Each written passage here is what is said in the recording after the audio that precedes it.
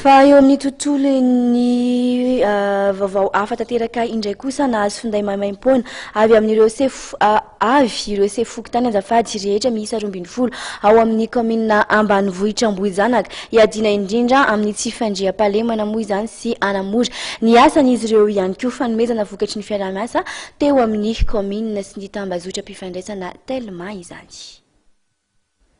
Sefopokotany 12 ao amin'ny commune Ambanivohitra Ambohijanaka no nomena finday iray avy ny farany herinandro teo entina indrindra iadina amin'ny tsy fandriam-pahalemana.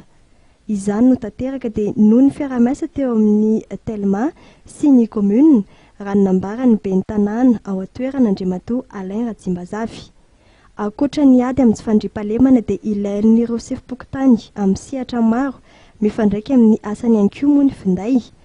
Tonga nanolotra ireo finday ireo ny tompon'andraikitra ambony anankiroa ao amin'ny Telma izay nilaza fa tsy mijanona eo akory ny fanampiany orinasa ity ny commune Ambohijanaka mba hisiny ny fampandrosoana miainga ny fotony.